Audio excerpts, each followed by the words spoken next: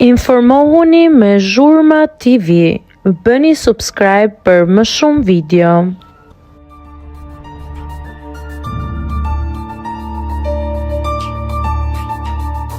E prishme, Romeo Veshaj në një romancë me biznesmenen 50 vjeçare. Vëllezërit Veshaj po zgjerojnë horizontet e tyre përtej ekranit dhe botës së televizionit, por duke ndjekur strategji krejtësisht të ndryshme nga njëri tjetri për të hyrë në botën e biznesit. Ndërkohë që Donald Veshaj ka tërhequr vëmendjen me zhvendosjen e tij të papritur drejt tregut të ndërtimit, vëllai i tij Romeo po përflitet për një tjetër lloj rrugtimi dhe mbështetje. Sipas raportimeve të fundit, emri i Romeos është lidhur me biznesmenen 50 vjeçare Silvana Kulla, e cila njihet për aktivitetin e saj në sektorin e makinerive të drurit dhe industrisë.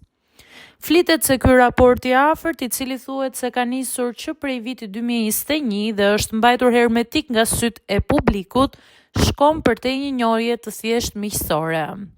Sipas burimeve, biznesmenja ka pasur një rol kyç në mbështetjen financiare të projekteve të tij, veçanërisht duke financuar platformën e re mediatike të aktorit. Për të përforcuar këtë narrativ, përmenden edhe kompani të tilla si Simac Group, Eurocall, si dhe mbështetëse dhe sponsorizuese e nismave të Romeos. Nga ana tjetër, Donaldi ka zgjedhur një rrugë më të drejtë për drejtë, atë të investimeve në pasuri të paluajtshme. Siç është raportuar së fundmi, ai ka themeluar kompaninë DGC SHPK në fillim të vitit 2024.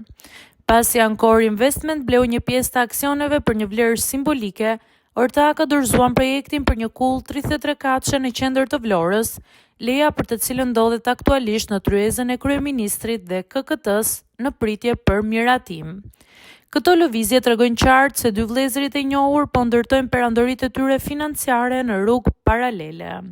Njëri përmes kullave dhe lejeve të ndërtimit, dhe tjetri përmes botës së medias i mbështetur nga sponsor të fuqishëm, duke dëshmuar se suksesi në Shqipëri dhe kalimi nga showbizi në botën e biznesit mund të marrë forma nga më të ndryshmet.